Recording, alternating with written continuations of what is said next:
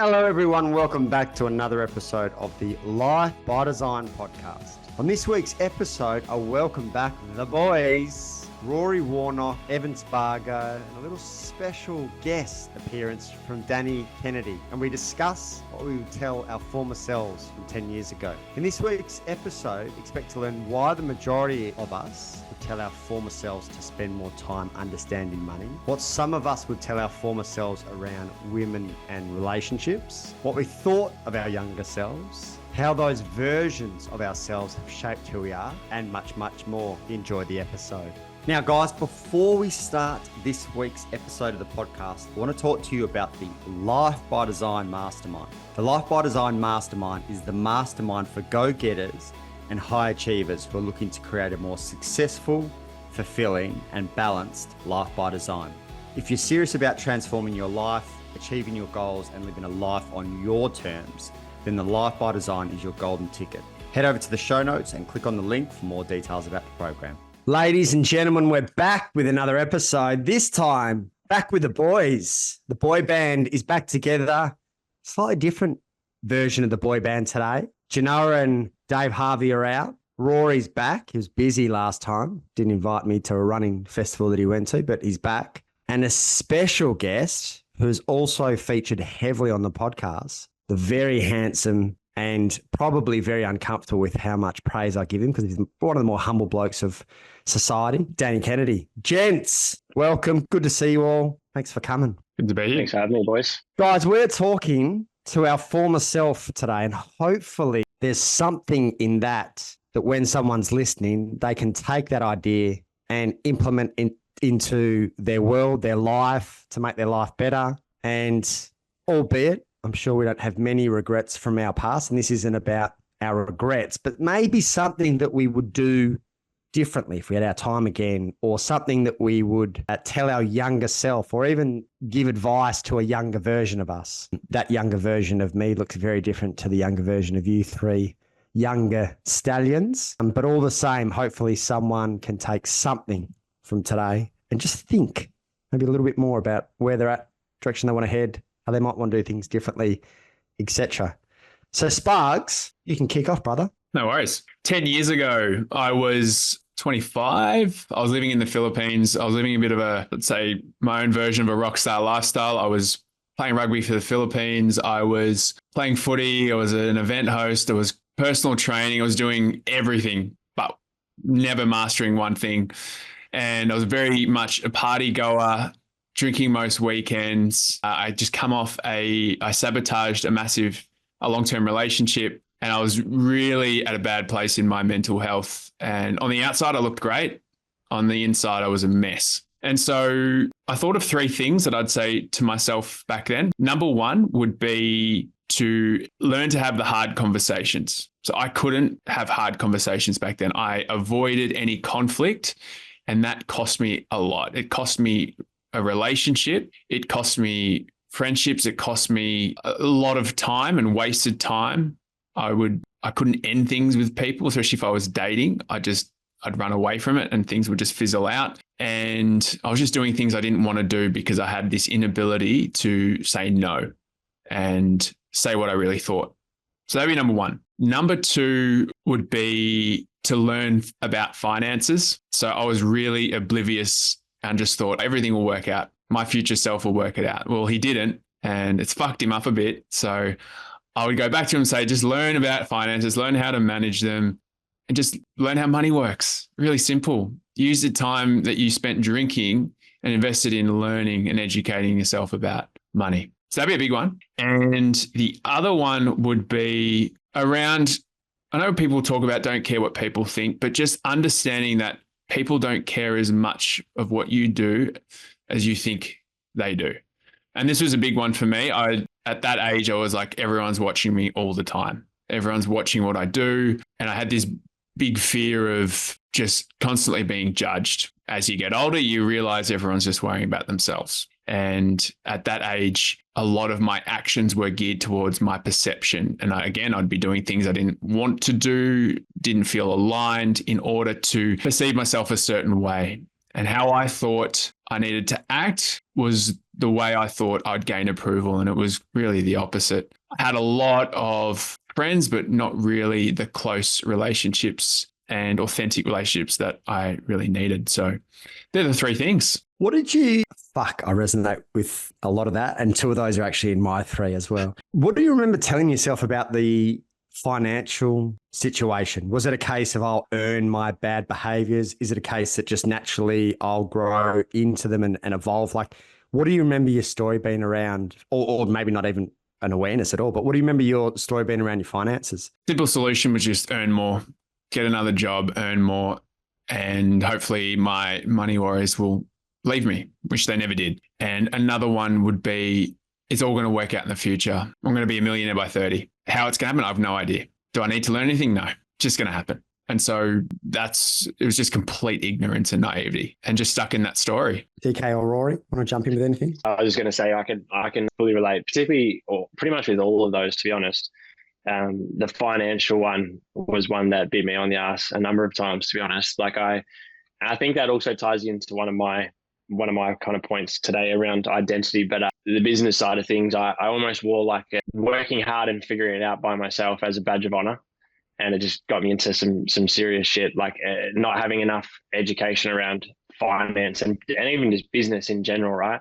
And so even though I was trying to build this business, I was treating it like a hobby. I was treating it like just a side hustle that I wanted to just work on instead of treating it like a business. And so then that got me in a hole like twice with the ATO, overspending in just my personal life, and then getting to end of financial year and needing to sit down as I speak to the accountant to hear the good news. But yeah, the financial one for sure. And I think if I look now at my understanding and beliefs around money and just the perspective I have on money now, it would have been significantly different, significantly better. Like having more of a fine-tuned balance between educating a lot more, but then also removing such an importance on it, if that makes sense, as in like removing a lot of the resistance around it, but actually just having a much better understanding of it all. But I mean, it's easy to say in hindsight, isn't it? Rory? Yeah, man, I think it's wild that, we're never taught about money. The whole education system, whether that's school and or university, you never once taught about, tax, BAS, tax returns. Well, I wasn't anyway back in the UK. I don't know what about you boys, but I'm still learning about all that now, and I'm still trying to improve the way I operate my business and understand my finances. And I still talk to my accountant and tax advisor, and it's I just think it's anyone that I speak to thinks the same. Like, well, why is this not spoken about more or taught more? So yeah, man, I'm with you on that one as well. I was going to ask another thing. Where do you sit with 25-year-old Spargs? The party boy, the athletes. Where do you sit with who you used to be? How does it make you feel? Yeah, it's an interesting question. There's times where I cringe and I'm like, I have memories of like, I can't believe I did that. I can't believe I said that. I can't believe I was in that or allowed myself to do that. But then now being the person that I am and having the knowledge and the work that I've done, I have a lot more compassion for him, which is really cool because I never used to. I used to just judge the shit out of him. Whereas now I can look back and it might cringe a bit. Then I'll be like, oh, but he didn't know this and he didn't know that. And he was doing his best. And so that's been really healing for me because I'm someone who's notoriously hard on himself to the extreme. And to be able to see myself 10 years ago and have compassion for him, for his lack of knowledge and just growth at that stage has really helped. So I'm in a far better place. If you asked me that a few years ago, I'd be like, he's an embarrassment, really simply. Yeah. Do you believe though the person you were has helped shape the person you are now? 100%. So there was, not by not saying no and entering things I didn't like, I now know what I do like and what I don't want in my life anymore. So it got really clear. It helped me set what boundaries I wanted to create. And I needed to go through those experiences for sure. Yeah. Ev, you mentioned before around having the hard conversations and the ability to say no. Again, like we look at what's happened and that's a big reason as to why you get molded into who you are now. And so there's no real regrets. But when you think about it now, is there a certain situation or circumstance where it really sticks out to you where that conversation, that hard conversation or the no would have altered the path of your life, or what that stage of your life looked like? Really good question. The one time that I just cannot forget, and it was a pivotal moment in my life, was when I stayed in a relationship longer than I should have, and I didn't speak up. And I ended up sabotaging the relationship, which has been one of the most regretful things that I've ever done. And I had to sit with that pain, and I didn't deal with that pain at the time really well. But at the end of the day, I learned so much from it, and I grew a lot. And that's where a lot of my personal development work started from, was from dealing with that shame. And it led me to wanting to be a better man when it comes to relationships. So had I not avoided that conversation, it would have definitely altered my growth path. That's a really great perspective to look. I've never actually thought about that. Great question, DK. That's why it's one of the best when it comes to podcasting. I'll jump in now just because mine's actually quite similar to yours, Spargs. I had 3 things down as well. I think the first thing that stands out to me is I would have spent a lot less time chasing women if I had my time again. I kind of sat with this morning around both relationships that I'd been in, which I knew very early on, maybe even before the relationship actually formally came to life, that they weren't right. And just the everyday, every weekend chasing of women. I would have done that a lot differently. As we've kind of alluded, and we'll probably reinforce this along the way, like everything, led us to where we are now. So I'm mindful of that. But I would say, so obviously this is me as a 30-year-old, and I would say this is up to kind of 34-ish. The amount of time, energy, headspace that was put into women in particular was exhausting. I didn't realize it at the time, and because it's fun and, strokes your ego and all the stories that come with that, but it consumed the majority of my headspace. I still kind of laugh at how I functioned with anything else. So there would be a lot less chasing of women, in terms of trying to sleep with them, the kind of short-term dating, etc. And with all due respect to my 2 former relationships in my kind of early 30s, I probably wouldn't have entered into those relationships either, because I knew right at the start that they weren't right. And I just had that feeling within me. And they're both amazing women. And I kind of talk to one of them every now and then, but they just weren't right. And it's not fair on me, but, just as importantly, it's actually not fair on them to waste their time when deep down that it's not right. They've both gone on to live awesome lives, but at the same time, I could have freed them up earlier from this hard slog that was the relationship. So that's number 1. Number 2, 100% would be around finances. I obviously filed for bankruptcy at 35, which would give you a bit of an indication that I didn't really know what I was doing when it comes to money.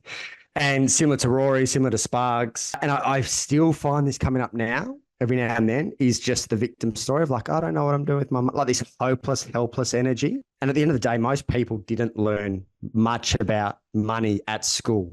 It wasn't, and we can go into conspiracies as to what's going on there. But, maybe some people learned a bit better from their parents and just saw better relationships there. But at the end of the day, as part of the school system, we didn't learn about money. So at some stage, it's important to have incredible financial literacy. And that's just not something that I had or did, which ties in really nicely to my third one. And that would be, there's kind of 2 parts to it. But the first part is that I would, instead of chasing women, I would double down on my craft and get fucking excellent at that. And 80% less chasing of women and 80% of that into developing my craft would have served me a lot better. In saying that, the other element that played a really big part in my life around that kind of, being 30 was I've always been big into personal development. But in terms of self-development and understanding self, that has been really sloppy. Over the last 5 years, I've kind of reversed those, where I do a lot of reflection and a lot of conversations and a lot of psychedelics, all of those things that help me understand myself, expand my consciousness, etc. But prior to that, it was most of my chips were in on personal development, learning the courses, listening to, but I didn't take any time to reflect, or I didn't sit with myself. So if I had my time again, it was probably 95% personal development and 5% self-reflection, self-development. I would 100% spend a lot more time in reflection and understanding myself. So relationships, finance, developing my craft, and really that kind of personal development, self-development piece would be the ones that I would do things a little bit differently with Spargs? Mate, really, again, resonate with the first one, especially about entering relationships knowing that it's not the right fit.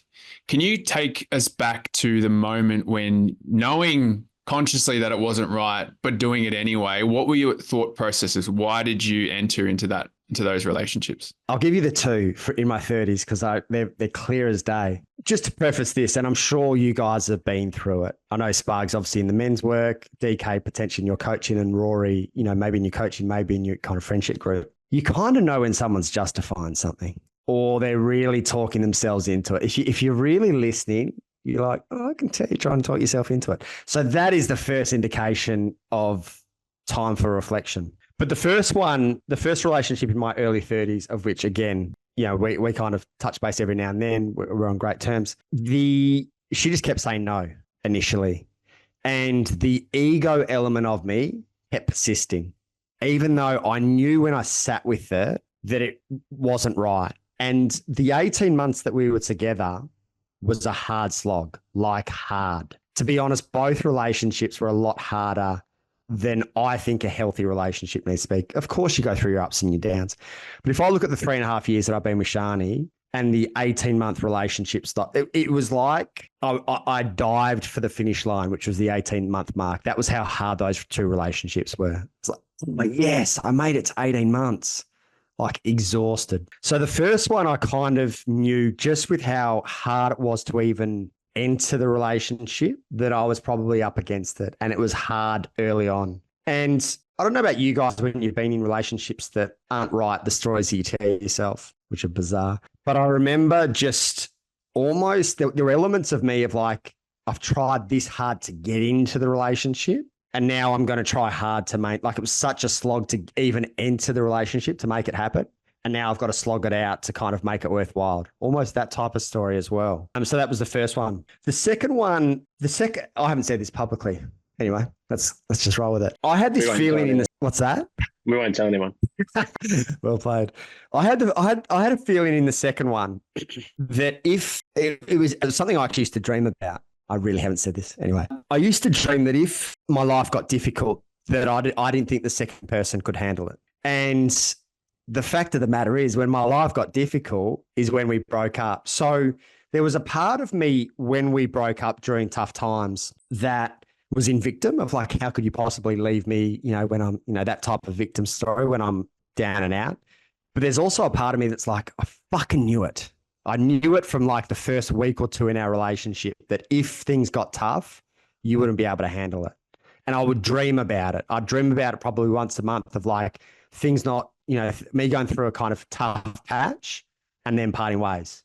And obviously that came to kind of fruition and that became a thing. So there were really early stages where in both of those relationships, and Sparks, I know I've spoken to you about this, they never really felt like a partnership. And that's the difference now. I've had that feeling twice, and DK, I think you know this as well. I feel like I've seen you speak about this. I had the feeling 15 years ago with Sash, who none of you guys ever met. And I obviously have the feeling now with Shani, like that partnership where you're like, they've got your back no matter what. You're chasing one dream, one team. And in those two relationships, never at any stage was there a question of like, if I'm going through a challenging period, would they not be there? Like, fuck, mate, that's when they do their finest work, when you're going through that challenging period. So those were some indications for me of like, and Sparks, I don't know about you, maybe this kind of speaks true. There's a part of me that was annoyed at myself when the relationships broke up because I knew early that they weren't right. I didn't trust that like gut feeling. I'm like, fuck, mate, you knew like in weeks 1, 2, 3, 4 that this wasn't going to be right, but the kind of rose-colored glasses, dismantled that intuition. And for that reason, you continued on for the next 18 months. So that's a very long-winded way of answering your question.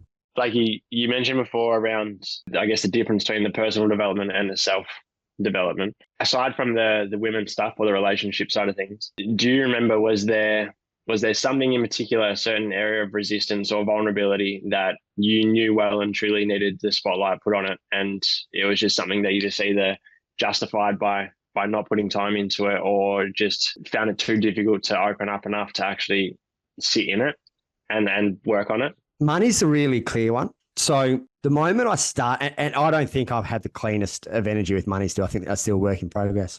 But the moment I started to like turn inward around money and actually look at my behaviors, look at my habits, think about my thoughts, think about like what emotional feelings come up for me around money, was the moment things start to change. And I haven't updated this Google Doc in probably 18 months now, but I started just like recording things. Seems really simple, but I started a Google Doc called My Money Matters or something like that. Anyway, it got to the point where I noticed that there were like 115 behaviors, thoughts, habits, feelings that weren't serving me when it came to money. And prior to that, everything was like, I need this coach. I need that. And there's probably still a piece of me that needs to work through this, of at times me thinking I need someone else for more help, as opposed to realizing how resourceful I actually am. And in that can become a helpless hopelessness of like, oh, I need you, fix me. That's still a piece that I find myself working through. And I dance between the fact that I value having coaches, and sometimes it's easier to outsource my autonomy or my like taking full control with a coach. Hey, you deal with this for me. So the moment that I started to realize things, and I'll give you a simple example, like if I had a massive pay come in, like feeling anxiety in my body, and I don't know about you guys, but when I have anxiety, I don't love the feeling. And for that reason, I'll look to do something with it. Or noticing a thought process of like, oh, I need to impress this person, so I'm going to buy a round of $150 drinks and no one else buys. And just things like that, where I just started to take a little bit more control back. So yeah, money is a really big one for me. Just quickly on that, I found like one of the biggest shifts for me in terms of my beliefs around money has been understanding and looking at it as a very neutral energy, and also looking at what my attachment style was to money. And so when I look back at it now, and probably the same for you, the attachment style that I had with my partner was exactly the same as it was with money. It was an anxious attachment. And so the similarities between the two is crazy. And because as soon as I understood this, I started, similar to you when you're keeping a list of all the behaviors that aren't aligned for the money, I would start to look at it and go, if this was the same situation with my partner and I was thinking, feeling, or speaking the same way about her in that situation, would that be comfortable and would that be a secure attachment style in the relationship? And so whether it was, money going out and sitting in that resistance or anxiousness around where's it going to come from next, and then thinking, all right, well, that's like watching Danielle leave the house and fucking texting her every 3 seconds, checking to see where she is and wondering whether she's going to come back. It's like, that's a shit relationship. So of course the reflection of money for that is not going to be great either. But it's interesting, once I understood that I could then tie it back to, okay, well, it was exactly the same. Like the way I was in both towards money and my partner was identical. Dude, I was exactly the same. And it's something that with clients, if I notice that they've got some money stuff, I ask them the question, like, if you were in a relationship with money, what would it be? And I was anxious and avoidant in 2 previous relationships. And that was my money relationship, anxious, avoidant. Anxious of like, it's coming, what do I do with it? I have to do something. And avoidant, where I wouldn't look at my bank account for like weeks on end. And one of the things, there's a whole bunch of exercises that I've done, over the last 5 years in particular, again, still a work in progress. But I remember one occasion where I spent 90 days checking my bank account first thing in the morning for 90 days. It was the first thing I did. And that just helped me kind of overcome the like avoidant energy. And at the other end of the scale, the anxious of, let's say there's big sums of money coming in. I'll give you an example. I did a sale 2 days ago and it was quite a big day. Just sitting with it for a few days. The anxiousness in me wants to go and like do things straight away, but how about I just sit and not like, probably still going to pay the same things in 7 days time, but instead of like the anxiousness of like, oh, like just sit with a nice, healthy bank balance for the next 7 days and just sit in it. So totally resonate with that as well. Rory. Yeah, man, it was interesting just hearing you speak, and a lot of my thought was going to, you were talking about your 30-year-old self, which is my age. So almost a comparison, almost comparing of the way that you were and the way you're thinking. And, I think what was coming to my mind was going to ask you, did you like that person? And did you like, even though you had those challenges and those learnings and all the rest of it, did you like who you were 30 years old? If I look at we've all done enough kind of mindset, personal development work to be able to understand this concept. But what would have served me really well is making sense of why I was chasing so many women. Like, what was the void that I needed to deal with? And it would have saved me a lot of time, a lot of energy, a lot of etc. And the reality is that no, I didn't like that version of myself. And even, to your question before with with Spargs, one of my biggest struggles, I reckon, is still finding compassion for that younger version of me. I really struggle with it. And for that reason, at times I still struggle to find compassion for other people in their own stages of development. And that's on me. That's not on them at all. There's an ego part, like, oh, he should have done better, that type of thing, which also transpires to an ego part of me of like, oh, that person should know better. They should do better. And I just project out onto them. So I didn't like that version of me. And I didn't know that at the time. Anyone who knows me from that version would easily go on and say he was probably one of the most unaware people on planet Earth. So I wouldn't have been able to tell you that I didn't like myself. I would have just been able to tell you how many women I'd slept with in the last 3 months and hope that you're really impressed and hope that you'd be my best friend and validate my hero-ness from my behavior. Yeah, you wouldn't be getting that from me. It's interesting, man. And I guess I have a little bit of fear about that. There's definitely parts of Rory that I'm not happy with, that I don't like, that I'm working on. But I do feel quite content with who I am currently at the moment, this stage of my life. But then I do have that concern of, in 10 years' time, I might look back and go, he was a fuckwit. What was he doing? He thought he was doing it right, but how wrong could he be? So it's just an interesting thought. I have a really big fear of something similar, and I don't know if this lands for you. When I've had moments of success, whatever that even means, and it's very subjective, very, very subjective. But when I've felt like I've had moments of success, I've been very ungrounded in that and become quite a dickhead. So probably my biggest fear is becoming a dickhead again. And I think I'm becoming less of a dickhead with age, hopefully, and hopefully my friends can back that up. But one thing that I find really grounding is the thought, and Spargs knows this because I've spoken to him about it, the thought that I can turn to a group of my best friends every quarter and just check in with how they're seeing where I'm at. Because my fear is that I'd go 5, 10, 15, 20 years, look around and go, fuck, where'd everyone go? And then you realize you've been a dickhead for that long, because there's definitely been extended periods of time where I didn't realize I was being a dickhead until someone was like, mate, you carry on like a fucking pork chop.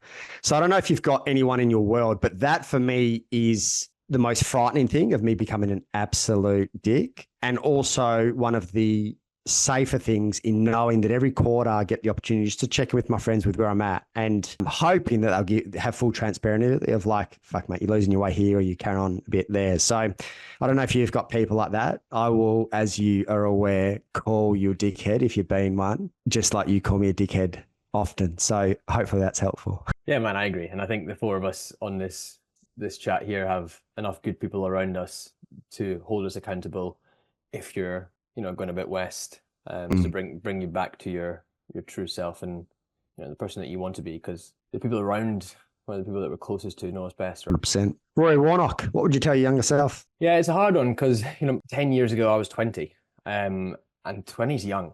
You're still a kid. I just left school. Just to kind of paint the picture, left school, spent 6 months in Australia when I was 18, 19, then moved back to the UK, obviously originally from Edinburgh, but I moved down to London for university, wanted to do something different and I don't know, be that small city boy living in the big city and just, go against the grain essentially. But then 20-year-old Rory was, very unaware, very lost, very confused, had no idea who he was, what he was doing. He was very depressed. He was very anxious. There was a lot of challenges. I had a lot of friends, so I was very social. I guess I was popular.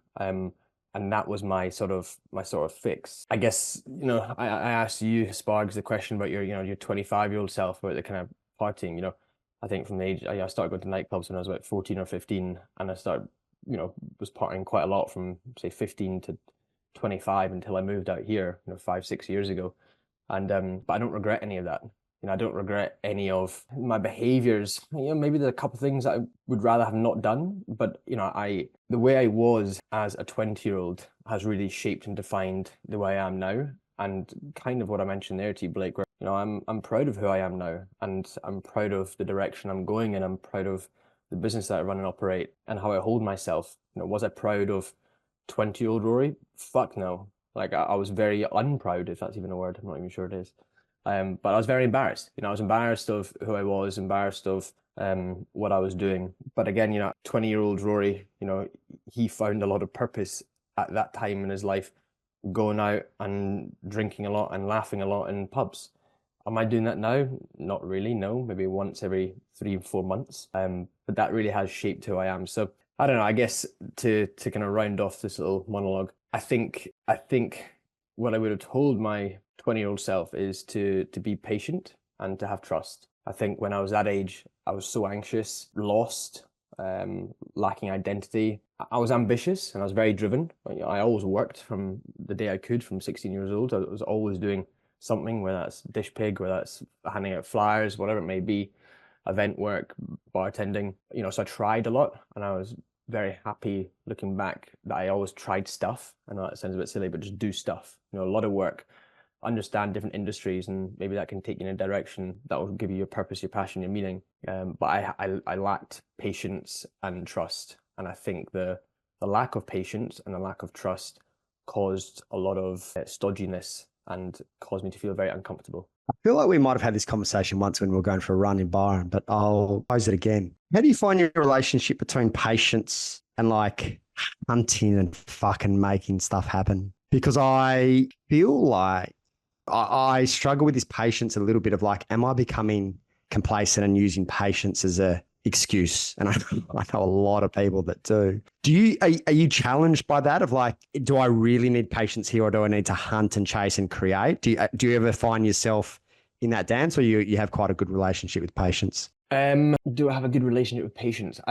I think I have a better relationship with trust, but I'm kind of intertwining them both, if I'm honest. Patience, trust, patience. I've never really been passive with work or careers. I've always hunted, and I've always been hungry, and I've always been driven and ambitious.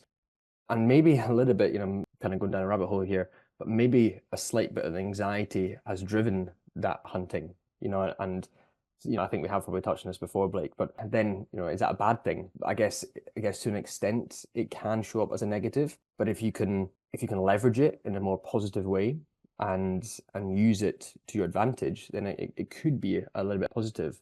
But yeah, to round this off, I've never been one to sit and just be patient and let things come to me. I've always been in the mindset and make things happen yourself.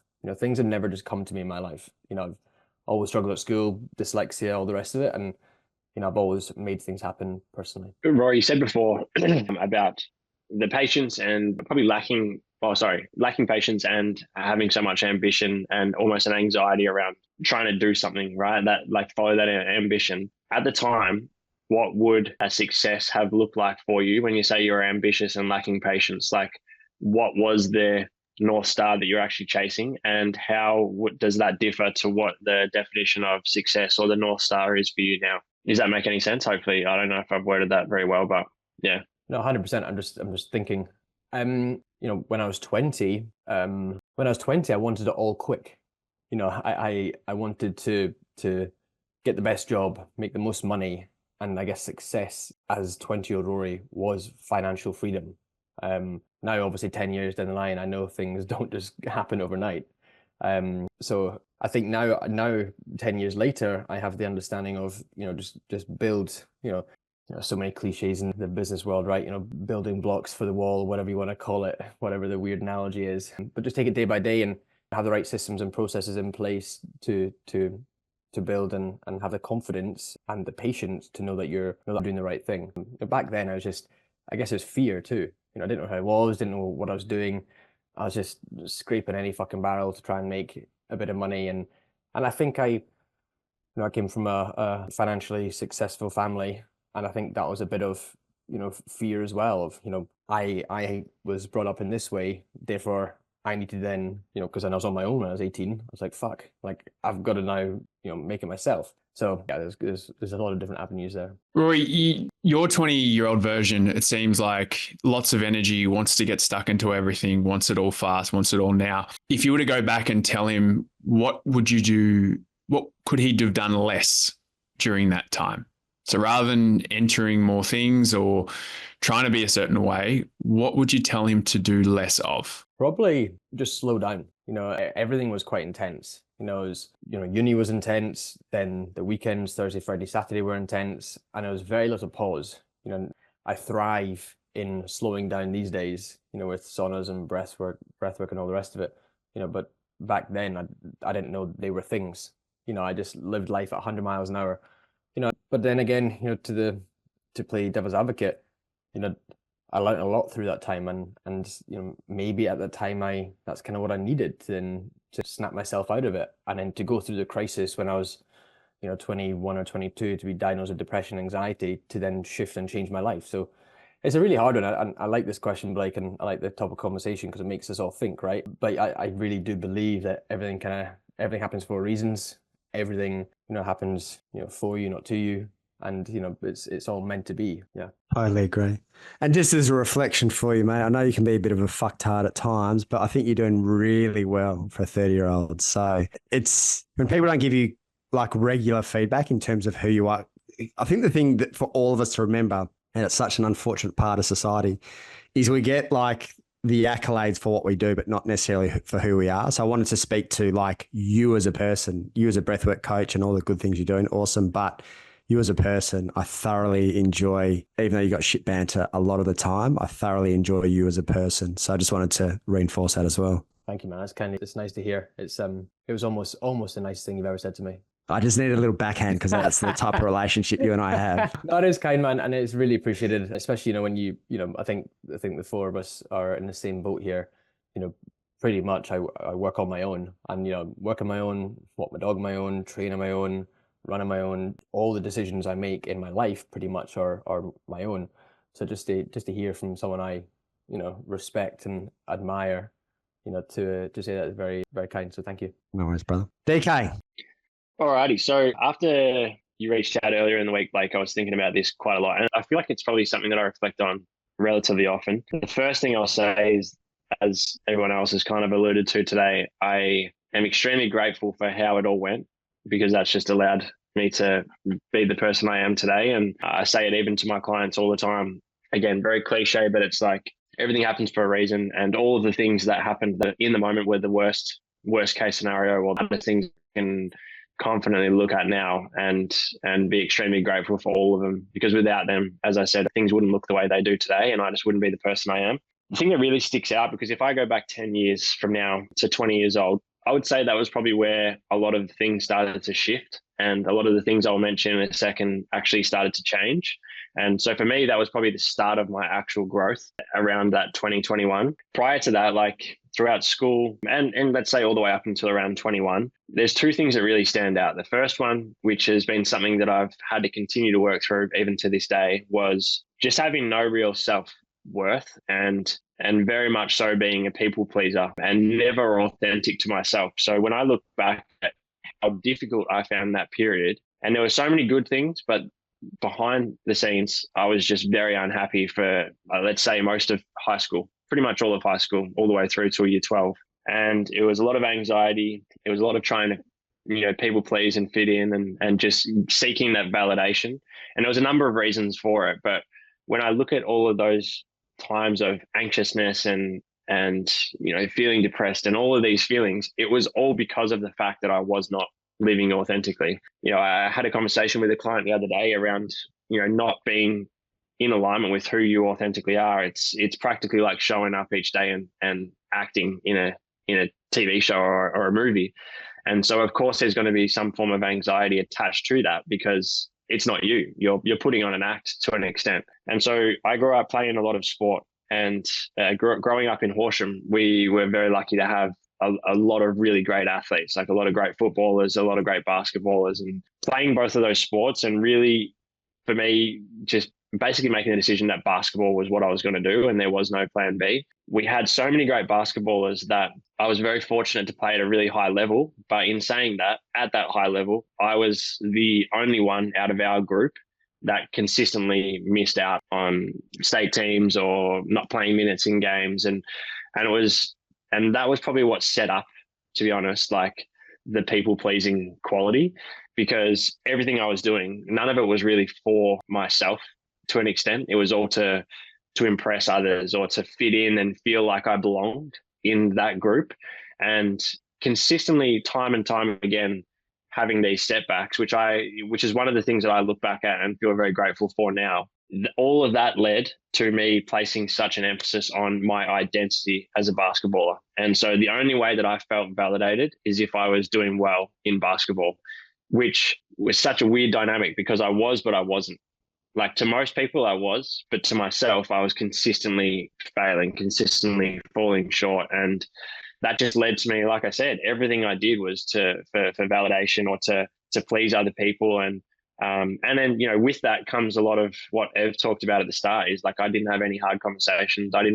Never really spoke my mind. I was just never authentic. And that has followed me for a fucking long time, which has ended up playing out with money, in relationships, with struggling early in my business to have hard conversations, or even within my business early on as a PT, it was like, okay, anyone that fucking knew anyone that I knew was getting either a free session or like a session, because, you know, like, I wanted to be a good guy. I wanted to be the one that, you know, people looked at and go, oh, you know, he's a great guy, or very, you know, very generous or whatever. And so the people pleasing thing was a massive one for me, and the self-worth and the mental side of things. And a big reason why that stayed shit for so long is because I purely relied on the masculine side of things. I purely relied on work. Like, I knew that I was not as talented as anyone else. And so that is what developed a really poor relationship with food and a horrible relationship with training, which is kind of ironic considering that's basically my fucking career now. But at the time, I was doing all of these things as a way of distracting myself from everything that was uncomfortable. And I did that throughout every second of the day. If I wasn't at school or if I wasn't at training, I was training by myself or doing something ridiculously hard because I felt like I needed to. I felt like it was just a way of distracting myself, even down to the point where, like, at nighttime, really struggling to sleep, I would listen to comedy or something like that. Like, I was never with my own thoughts and never just by myself, because I was so anxious about everything, like all the stories I'd kind of created for myself, that I didn't want to be with myself. Like, I didn't like myself at all, you know?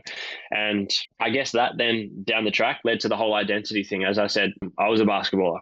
And so it got to the point where, you know, in 2012, I moved to Melbourne for basketball full time. And again, a little bit ironic, but those 2 years, by the time I got to the back end of those 2 years, I was in the best position I'd been in with basketball, but I fucking hated it. Like, I ended up having an ankle reconstruction, and by then I'd done my PT qualifications, and I was obsessed with health and fitness.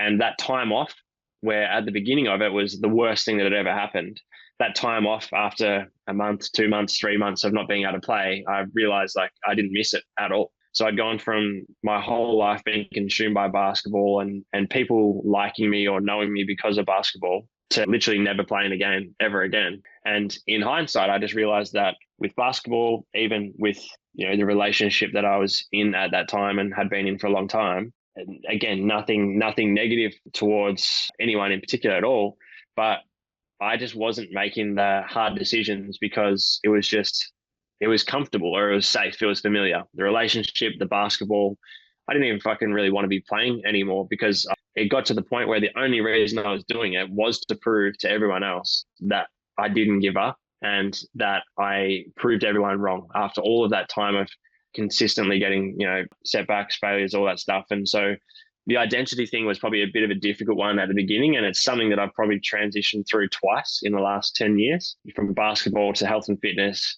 from purely health and fitness to, you know, using my experience and my understanding of personal development to start having that impact as well. Even that kind of showed up again. And so, yeah, I don't have any regrets, I guess you could say, but yeah, so I don't even know if I would want it to go differently, because I wouldn't be who I am. I definitely wouldn't be who I am now if I didn't go through any of that stuff. But at the same time, I wouldn't have minded if it was a little fucking easier than what it was at that stage. But yeah. As an observer of you, I would say over the last 12 to 18 months, there's been a new level of grounding in both your energy and the way that you verbalize and communicate things. Even today, it's really obvious to me. there seems like there's a stronger synchronicity between what's going on in the mind and your ability to articulate. And obviously podcast is a really important part for that. What do you think that's from? Because I know obviously you've mentioned a couple of times the anxiety piece, which would make it hard to feel really grounded and hard to verbalize and articulate.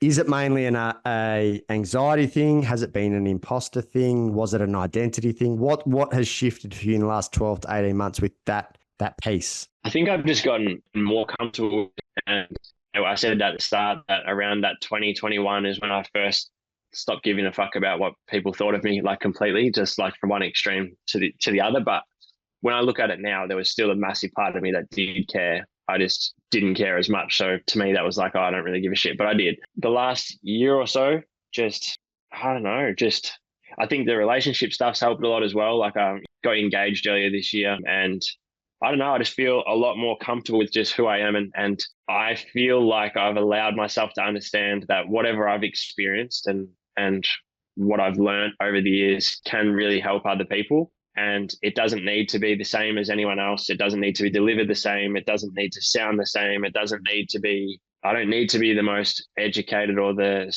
academically smartest coach or any of that shit. It's just like, if I just show up for who I am, there are people out there that will benefit from that, from the articulating, podcasting and coaching and stuff like that. And I don't know, I've just, in the last 12 to 18 months, as you would probably know, I've just really doubled down on my understanding of a lot of different things in terms of mindset and personal development and self-improvement. And the more conversations I've had, like I hadn't done a one-on-one mindset mentoring session ever until 12 months ago. Now I've got about 30 to 40 a week. And so those conversations, I genuinely feel so grateful for them.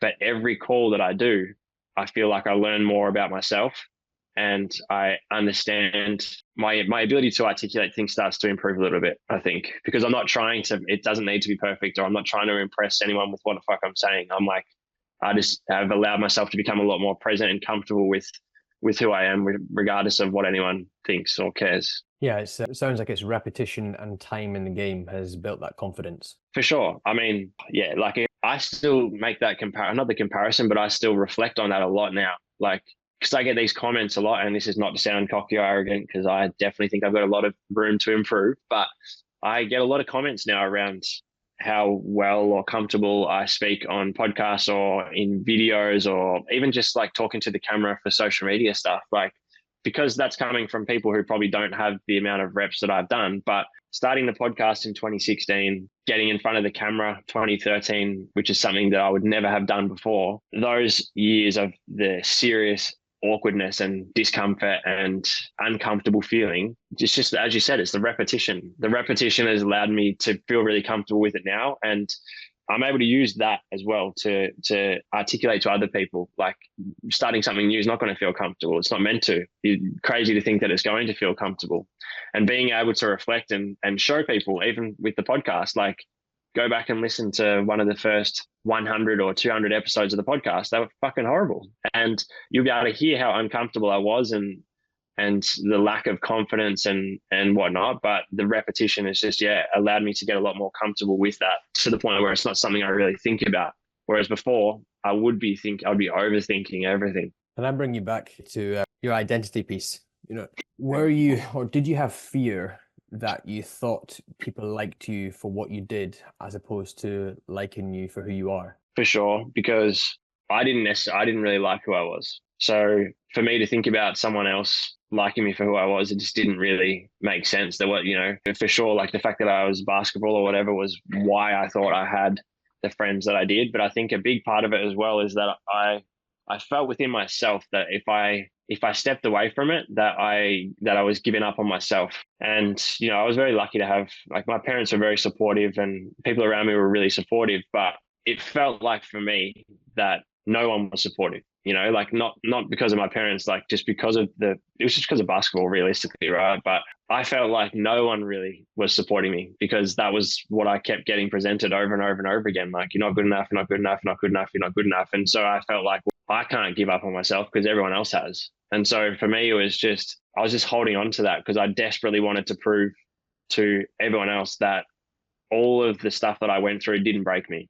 and I'm much bigger than all of that. And yeah, that was the driving factor. I felt like I was so far in that I could not stop, because if I did, I would be failing myself, not necessarily anyone else, because I'd already been a failure to everyone else in a sense. I didn't want to be a failure to myself. Yeah, Diego, really resonate with that. And the piece that struck me the most around your share was the identity piece. And I noticed from a lot of the guys that I work with, not only is it in a sports sense, but also in a corporate sense, professional career sense, is that there is so much suffering in the attachment to the identity of their job, who they are as an athlete, whatever it is. And there's a lot of suffering that comes from it. And you sharing your story, you've talked a little bit about that. What is the impact that it has on us in terms of how much it controls our actions, thoughts, behaviors? And then I'm so intrigued of, how did you transition out of it? So just so I understand, so how did the failure setback determine what my actions were? Yeah, absolutely. So how did this wanting to hold on to this identity so much, how did that control everything, the way that you acted, the way that you felt, and the way that you were doing things? And then finally, just how did you move through that? It controlled it because I never allowed myself to sit in what I wanted or what felt good. It was routine. It was routine, and it was just the same programming over and over and over again. There wasn't even periods of thought where it's like, well, what do I want to be doing at the moment? Or like, what would I find enjoyable? Or when do I feel most authentic to myself? It was just, this is just what I do. And so it was the same shit on repeat day after day. And I was telling myself I enjoyed it, but again, it was just wearing it as a badge of honor of like not giving up and just working my ass off, and knowing that other people were going to be watching, knowing that they saw all the shit I went through and they're watching going, this fucking guy's still going. Like, he still hasn't stopped. And so there wasn't any period of time where I fucking did anything authentic to myself apart from training. And so what got me out of it, when I had that injury, when I had the ankle reconstruction, as I said, it was this deep hole of like depression at the start. But then it was this realization of like I don't miss it. And I've got a heap of time. And I've been saying for the last 3 years, I'd love to be able to train more. I'd love to be able to put on some size, or I'd love to do some PT or whatever it was. And now I have the opportunity to do so. And so I think that was when I really just cut ties with not giving a fuck. It sounds really weird, but when I kind of really got into the fitness stuff, I started an Instagram page, which is what my Instagram is now, but it was separate to my personal account. And I didn't tell anyone I knew that I had this other one, but I was posting every single day. And I was like, this feels fucking good. Like, it was something that I really looked forward to doing, posting all the time, knowing that, someone might see it and might get some value from it. And it just got to this point where one or two people started following the page, and I was like, oh fuck, someone's found it. And then I was like, you know what, who gives a fuck? Like, this feels good. And it feels different to how I've felt for the last forever. And so I just had to make that decision. I was like, why would I go back to this when this feels authentic? And I think it was also that realization that nothing's changed. It's like, okay, I haven't played basketball for the last fucking 5 months, and I've still got all my friends. Everything's the same as what it was before. It had nothing to do with basketball. And so it was just like, I had that. It was the awareness of making that choice. So I choose to go back to the same programming, guarantee to feel the same way, get the same outcome over and over and over again. Or I can really lean into this uncertainty and this good feeling of something new and just see what happens. And yeah, obviously I don't regret doing that. So that was kind of what allowed me to step out of that, I think. I think what you just said at the end might even be the number one takeaway for a lot of people who resonate with it. And that being, how many people have a fear of showing up on social media when they step into their new coaching, when they start their own business. I don't know about you, and I know Spargs has had a couple of these. I probably have these conversations every week where someone's like, that fear of what, are my friends going to support me? Are they going to think differently? Like, even Shani went through it. I don't even know if Shani's still got her old Instagram page. She did the exact same thing. She started a business page and similar kind of narrative around like, I don't know how my friends are going to respond to this. And she was able to overcome it quickly. But it's really interesting spending time with a lot of people in the startup phase of business, literally the exact same like internal dialogue that you had. Wild. And for a lot of people, they're the only ones that we know about. There's a whole bunch of people, a much bigger portion of people who haven't started it yet, for fear of like what people will think, etc. So I just think there's going to be a lot of people that really resonate with that story there. So, Roy, did you have something you wanted to say? Not particularly. I was just going to agree. That's exactly what I did. I started a new account, and it took me probably about a year to actually start the separate account. And I kind of had in my head, well, why me? What gives me the right to do this? And why would people watch and take interest in the posts that I'm putting out there? So yeah, I think we're very similar in that way. Who are you to call yourself a breathwork specialist? I think some people think someone comes and knocks at your door and goes, all right, you can call yourself a professional, or you can call yourself a specialist or a like thought leader at some stage. No one comes around and goes, hey mate, you've now earned the right to become a thought leader. Congratulations, here's the envelope. But I am very specific. I call myself a specialist and not an expert. I call myself a guru. Yeah, I'm not surprised, mate. I think just quickly with that, I think the thing that I realized is that the only people who have an issue with that are the ones that are scared to take that step and that leap for themselves to step into their own authenticity.